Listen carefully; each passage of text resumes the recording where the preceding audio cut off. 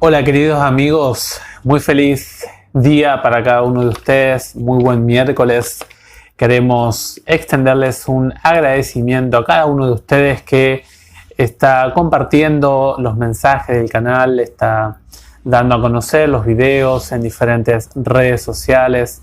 Lo hacemos con mucho gusto, con mucha disposición para la causa del Señor, así que gracias por ese apoyo que nos dan, ese aliento, porque la Biblia nos hace bien para nuestra vida espiritual y ese es el objetivo de este canal.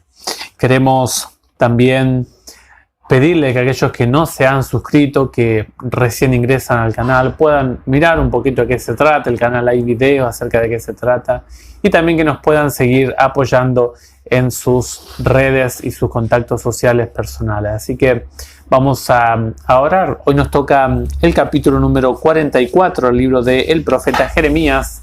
Es un capítulo un poquito extenso, tiene 30 versículos, pero es un contenido apasionante que nos toca en esta mañana. Así que vamos a dar algunos pincelazos. Podríamos, ¿no?, profundizar un poquito más en el texto, pero no nos da el tiempo para reflexionar un poco en la mañana antes de salir a las actividades. Así que vamos a orar y le vamos a pedir al Señor que nos acompañe. Nuestro buen Señor que moras en el cielo, te damos muchas gracias por permitirnos estar con nuestros amigos aquí en este canal, Enseñanza Bíblica. Gracias porque nos das este espacio, Dios, para compartir con ellos, con ellas y poder, sobre todo, Señor, observar un poquito más de cerca tu palabra, poder reflexionar en ella y que nos hable.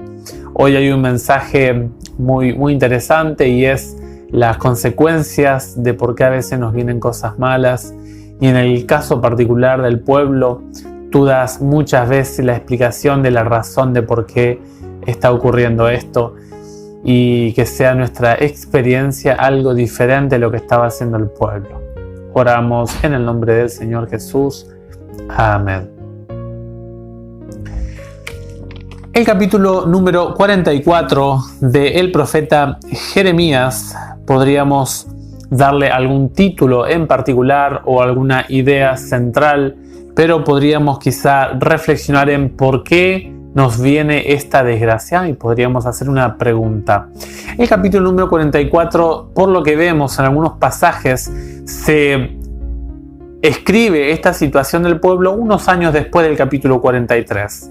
El pueblo estaba instalado en Egipto, por ejemplo, el versículo 1, también el versículo, si no mal recuerdo, es el 28, 28, ¿no?, que también hablan de los judíos que ya residían o que estaban habitando Egipto. O sea, al menos un tiempo había pasado desde el capítulo 43 y parece que es muy probable que el pueblo se está preguntando, el pueblo, por lo que hemos visto en otros pasajes, en otros capítulos de Jeremías, cuando se hacen este tipo de mensajes que da el profeta, era porque el pueblo estaba preguntando qué está pasando, qué está ocurriendo en esta situación en la que nos encontramos, por qué nos viene esta desgracia. Quizá hay una reflexión personal del pueblo por un lado, o por el otro lado no estaban tan bien como ellos pensaban que iban a estar allí en el capítulo de ayer, en el versículo 14. ¿Se acuerdan que ellos decían no, porque en Egipto no hay sonido de trompeta, o sea, no hay guerra, hay mucho pan en abundancia, es el granero del medio del oriente y no hay problema ya, nosotros vamos a desarrollar nuestra vida tranquila, en paz. Pero se ve que el capítulo marca a las claras que Dios les dice las consecuencias y el porqué de esas consecuencias a las cuales ellos estaban sometidos. En medio de las consecuencias hay preguntas en la mente de los fugitivos, en la mente de los exiliados a Egipto. Era una duda de índole tanto civil como familiar e inclusive social. Quizá cuando los hijos le preguntaban a los papás, ¿qué está pasando? Porque en este capítulo hay mucho contenido para la familia. Si ustedes miran, hay bastante mensaje especialmente para la mamá y el papá, ¿sí? Y los hijos seguramente le preguntaban a los padres y los padres dirían, no, hijo, es porque es un asunto político, Babilonia es más fuerte que nosotros, no tenemos cómo salir adelante. Es un problema político, gubernamental, civil, nada más, hijo. Pero Dios va a enfocar otro punto en el capítulo de hoy.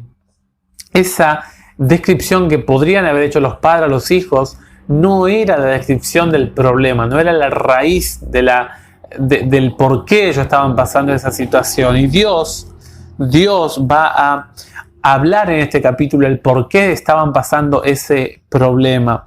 Y básicamente el argumento de Dios se basa en tres direcciones. En primer lugar, el pueblo actuó de manera desobediente. O sea, el accionar del pueblo se basaba en una manera desobediente de ejecutar su conducta. El segundo elemento era una actitud rebelde del pueblo. Muchas veces Dios dice, ustedes no quisieron oír, tuvieron oportunidad de arrepentirse y no se arrepintieron.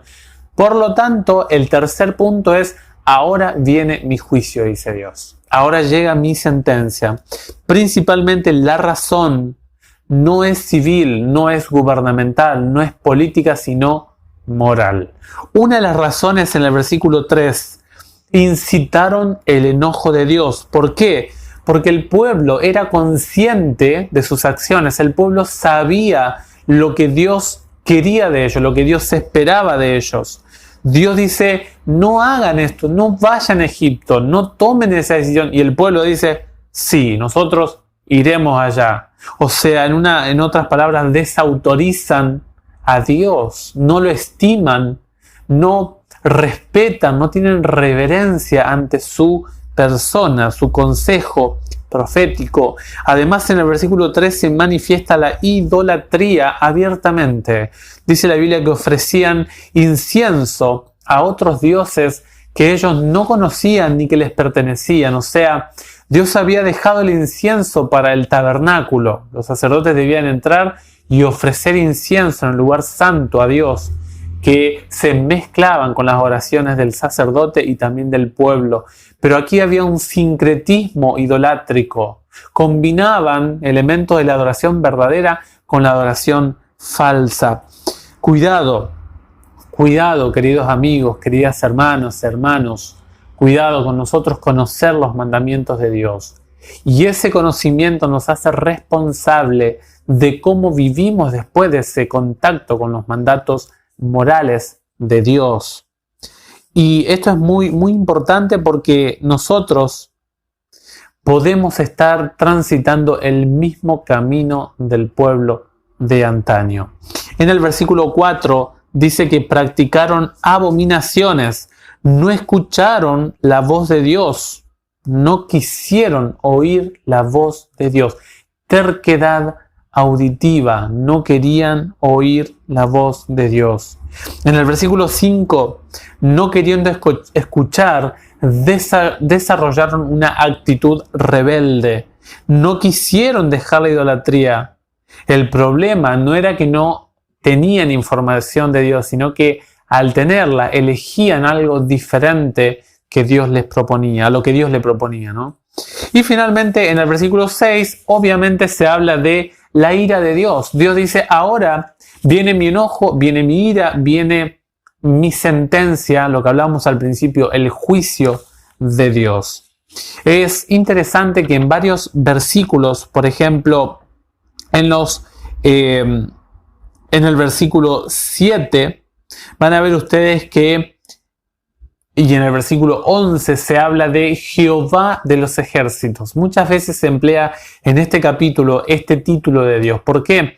Porque Dios está combatiendo ante Babilonia, ante Egipto y ante Judá. Dios tiene el control.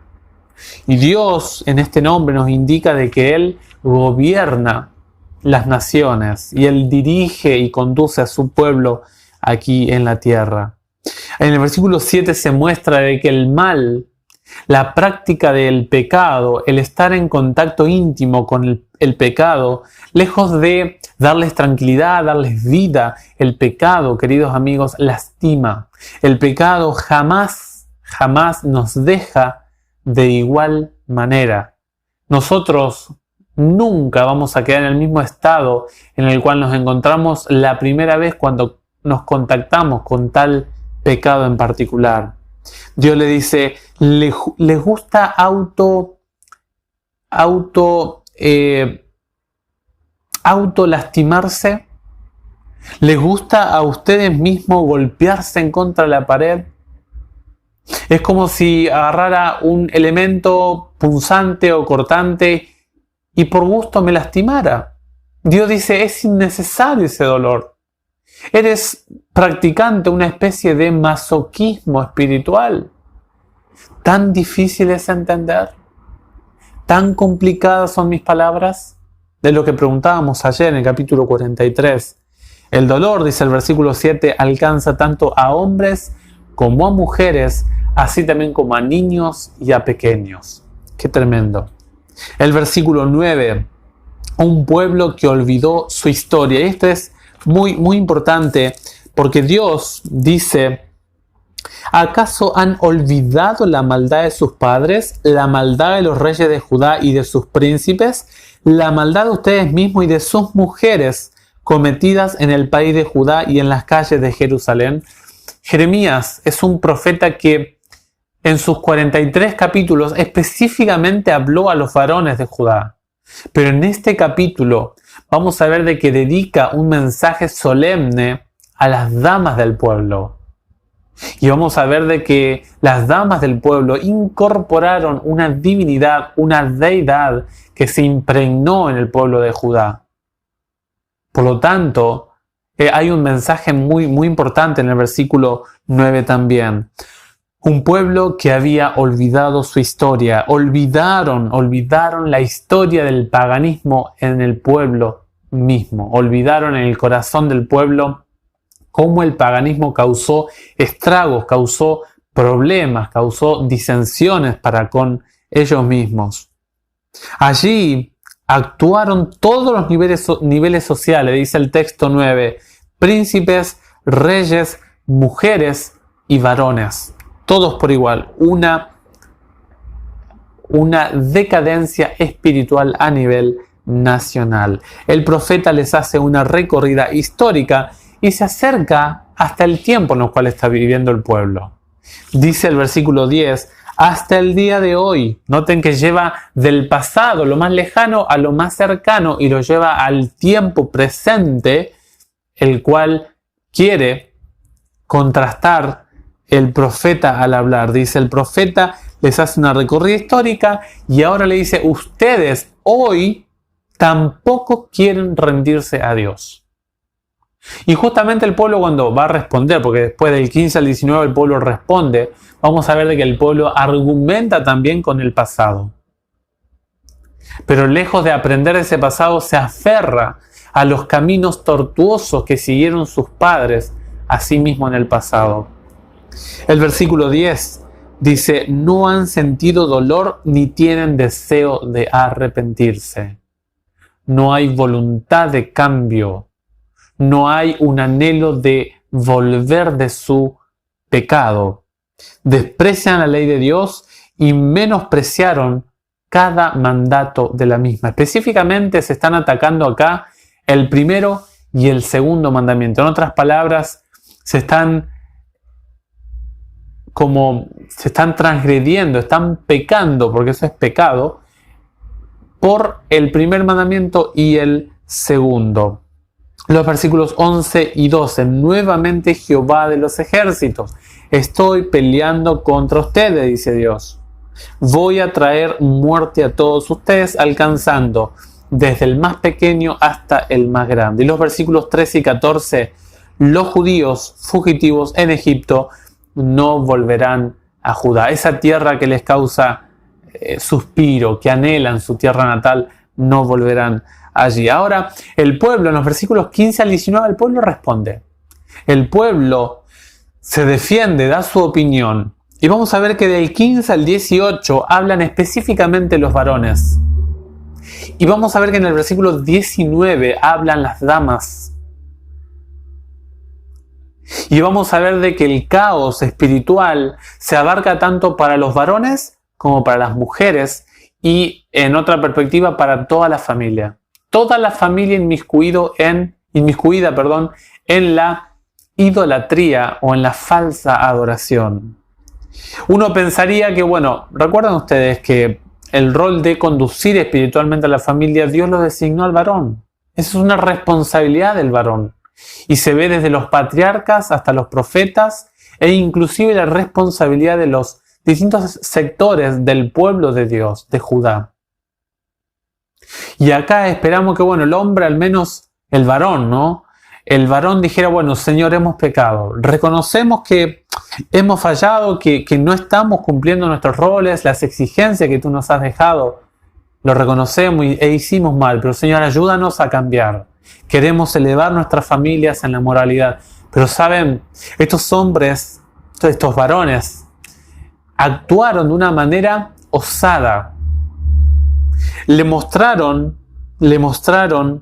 a Jeremías, siendo consciente de la idolatría que había en sus familias, una respuesta arrogante. Eso es algo terrible que hacen estos hombres, estos varones. Ellos, en otras palabras, le decían, mira, tú hablas de nuestras mujeres, en el versículo 9, tú hablas de nuestras mujeres, pero si te metes con ellas, te metes con nosotros. Lejos de recapacitar de su falta de responsabilidad en los roles que Dios le había dado, no el profeta. El profeta está simplemente recordándole la responsabilidad a los varones.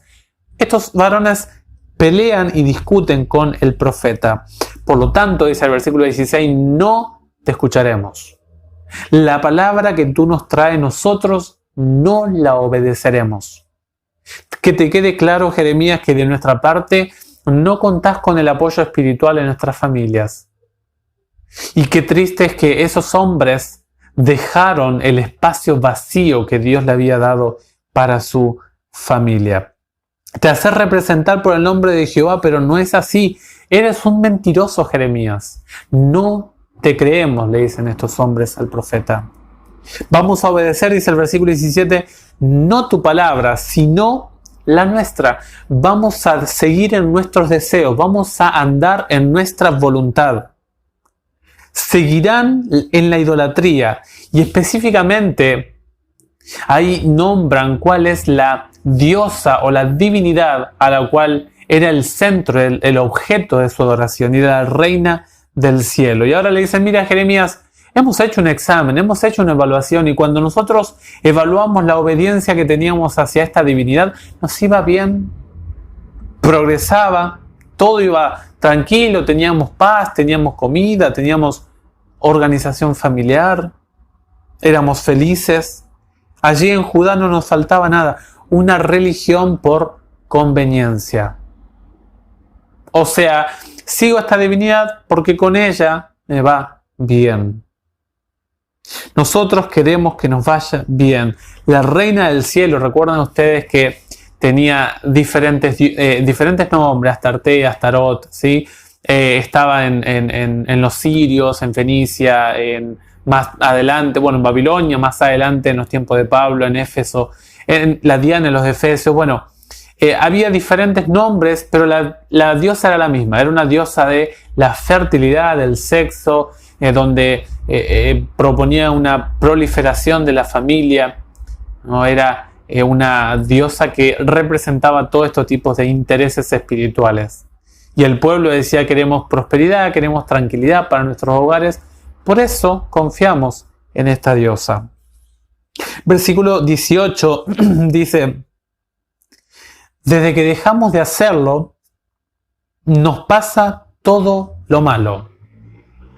Qué terrible esto, porque acá no es que la diosa los empezó a ayudar, sino que la misericordia de Dios cesó. Dios acompañó al pueblo aún en su inmoralidad espiritual hasta cierto punto, y la paciencia de Dios tuvo un límite.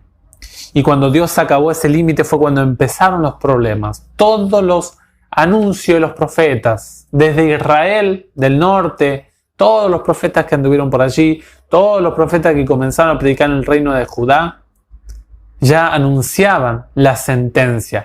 Dios va a entregarlo a tal nación, Dios va a entregarlo a los asirios, Dios va a entregarlos a Babilonia.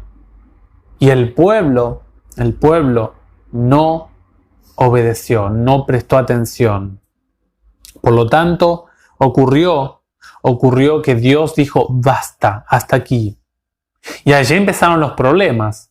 Pero ellos lo que estaban haciendo no era simplemente dar un argumento espiritual del cambio de su adoración y la mejora en su vida. Lo que estaban haciendo era justificarse. Era como cuando estaban en el desierto. ¡Oh, las ollas de Egipto!, ¿no? Que en Egipto iban a estar mejor. ¡Qué ironía! Simplemente estaban justificando que no le gustaba lo que Dios les estaba diciendo. Estando esclavos en Egipto, trabajando un montón, ¿cómo iban a estar mejor? Tuvieron paz en Judá. Ellos les encantaban los profetas falsos porque decían paz, paz. Tenemos la casa del Señor, estamos tranquilos, muchachos. Nunca tuvieron paz porque sin Dios no hay paz. Buscan la paz en un lugar equivocado.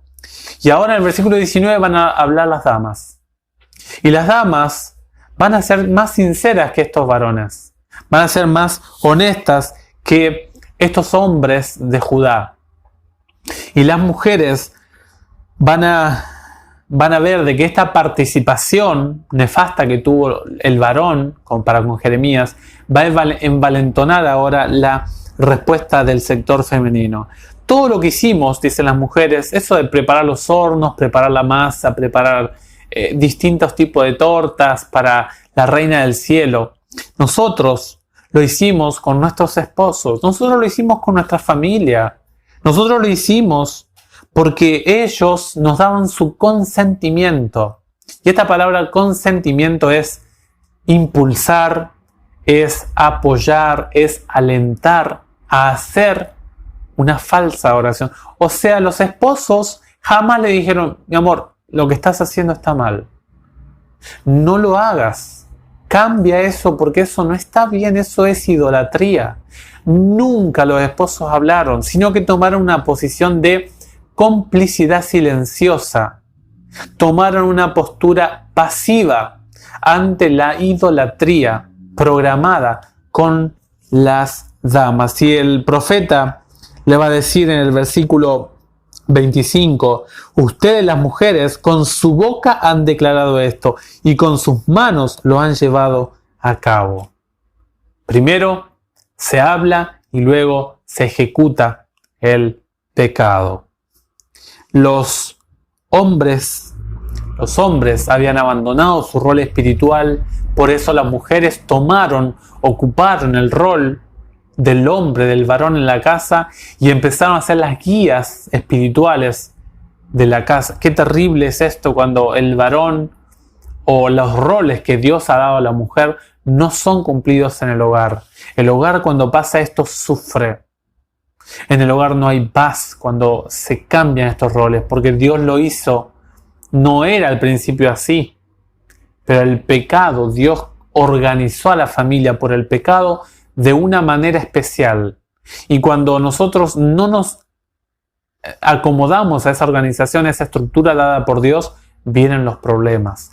Y esto había pasado. ¿Qué ocurrió? Es interesante que estas mujeres se identificaron con una deidad o una divinidad femenina e incluyeron a la reina del cielo como la divinidad central de la familia. La última porción del capítulo de hoy es los versículos 20 al 30. Van a ver ustedes que Dios respeta los votos que hacemos, sea a otra deidad o sea a Dios mismo. Dios es un Dios respetuoso, es un Dios que valora y respeta la elección de cada uno. En el versículo 25. En los versículos 21 y 22 Dios muestra que hubo un límite para su misericordia. Dice el profeta dice, ya Dios no aguantó más. Dios no aguantando más, trajo la ira para Judá. Nuevamente el versículo 23, el profeta recuerda la causa. No es que le vino esta calamidad porque es simplemente una cuestión civil. Cuando el profeta repite algo es porque ese algo es importante. Vino esta problemática porque ustedes desobedecieron a Dios. En el versículo 27, Dios está atento al mal. Yo vigilo el accionar de ustedes, dice Dios. Yo estoy presente en lo que ustedes, cómo ustedes se manejan en sus acciones y en sus trámites diarios. Y en los versículos 29 y 30 dice Dios, bueno, está bien, yo voy a hacer como hice con Sedequías. Yo voy a mostrar que el que maneja acá, el que domina acá soy yo. Yo tengo el control y voy a entregar al faraón de Egipto a Babilonia. Queridos amigos, un capítulo lleno de mensajes para la familia, un mensaje para la adoración verdadera, un capítulo que nos fomenta a cuidar los roles que tenemos los varones en el hogar y las mujeres en el hogar, cuidarnos de buscar la paz en una deidad falsa, que Dios nos ayude a evitar esta situación riesgosa. Desde el canal les mandamos un fuerte abrazo, que el Señor les bendiga ricamente, que podamos juntos meditar en el capítulo de hoy. Será hasta mañana.